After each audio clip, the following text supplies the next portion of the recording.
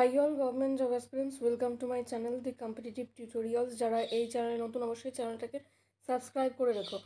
আজকে আমরা কিন্তু এমটিএস এর যে ক্লাস চলছিল এমটিএস এর আজকে কিন্তু পর্ব 4 অর্থাৎ আগে 3টা ক্লাস হয়ে গিয়েছে এবং 56টা প্রশ্ন অবধি কিন্তু করানো হয়ে গেছে। আজকে আমরা 57 থেকে ক্লাস করব।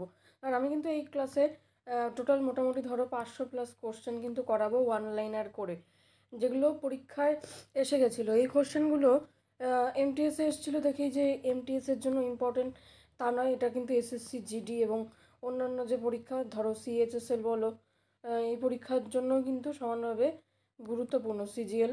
তো ঠিক আছে, তোমরা এই ক্লাসটা অবশ্যই মিস করো না, সবাই দেখতে থাকো। পরের প্রশ্ন দেখো, 57 নম্বর প্রশ্ন, সেটা কি আছে?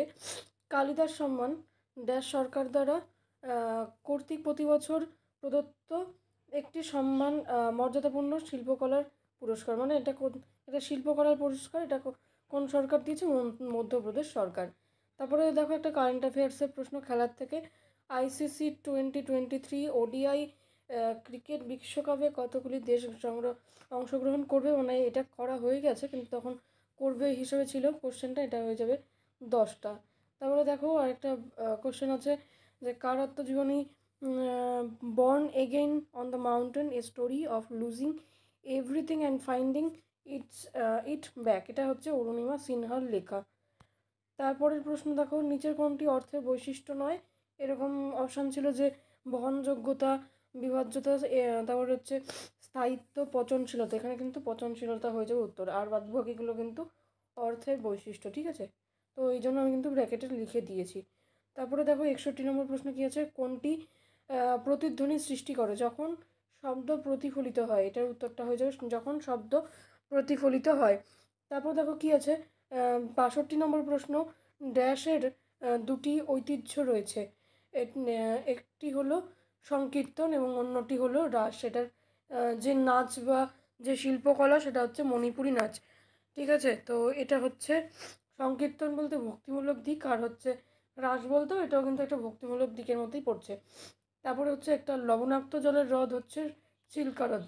চিল্কা হ্রদ কোথায় অবস্থিত? এটা কিন্তু উড়িষ্যাতে অবস্থিত। ঠিক আছে, এরকম প্রশ্ন আসে। উইংস অফ ফায়ার কার আত্মজীবনী? এপিজে আব্দুল কালাম। এই কোশ্চেনগুলো কিন্তু আপকামিং এক্সামের জন্য গুরুত্বপূর্ণ, অনেক কোশ্চেন কিন্তু রিপিট করে। ঠিক আছে, তো কোশ্চেনগুলো তোমরা যেগুলো যেগুলো জানো না অবশ্যই নোট করতে পারো। পরের যে দেখো 65 নম্বর প্রশ্ন কি আছে? ড্যাশ ভারতীয় সংবিধানে ড্যাশ নাগরিকদের মৌলিক কর্তব্য সংজ্ঞায়িত করে? কোন সংবিধানের সংশোধনী? এটা হচ্ছে ধারা 51। ঠিক আছে, নেক্সট প্রশ্ন কি আছে দেখো 66, ডক্টর ভূপেন্দ্র কুমার হাজারিকা ভারতরত্ন পুরস্কার পেয়েছেন সঙ্গীতের জন্য। তিনি কিন্তু যে কুমার হাজারিকা তিনি কিন্তু সঙ্গীতের সাথে যুক্ত। তাহলে পরের প্রশ্ন দেখো কি আছে? বঙ্গোপসাগরে অবস্থিত বিশ্বের বৃহত্তম বদ্বীপ সুন্দরবন কোন ধরনের যে উদ্ভিদ সেটাকে প্রতিনিধিত্ব করে? এটা হয়ে যাবে ম্যানগ্রোভ অরণ্য বা বন। তারপর হচ্ছে 68 কি আছে দেখো?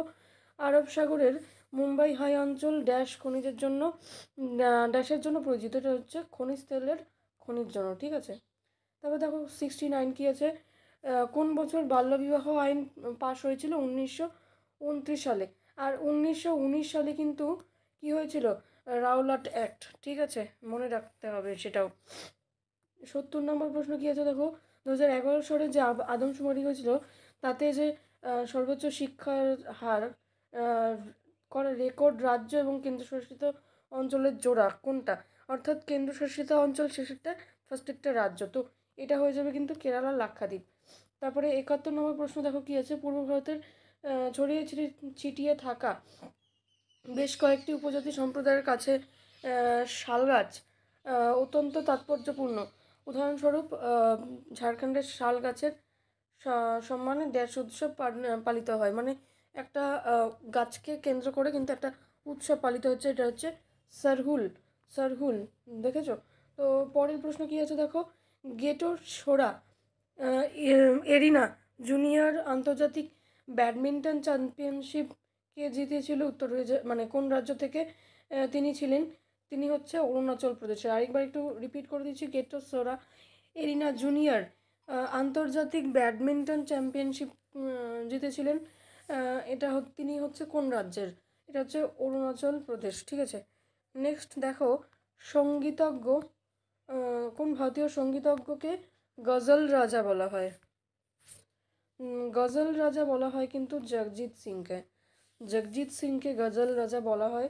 নেক্সট দেখো কি আছে, 1929 সালে 8ই এপ্রিল নিম্নলিখিত কোন ব্যক্তি বিপ্লবীদের মধ্যে কে কেন্দ্রীয় আইনসভায় বোমা নিক্ষেপ করেছিল? এটা হচ্ছে বটুকেশ্বর দত্ত আর হচ্ছে ভগৎ সিং। তারপরে দেখো যে নিচে ছৌ নৃত্য শিল্পীদের মধ্যে কোনজন আর কি সাহিত্য একাডেমি পুরস্কার 2021 সালে পেয়েছিল আর কি, আর সেটা হচ্ছে 21 সালে ফেব্রুয়ারিতে তিনি পেয়েছিলেন। এটা কিন্তু উত্তর হয়ে যাবে ভুবন কুমার। ঠিক আছে, ভুবন কুমার। দেখো কি আছে, গোয়া নয়ামন্দি কোন রাজ্যে অবস্থিত?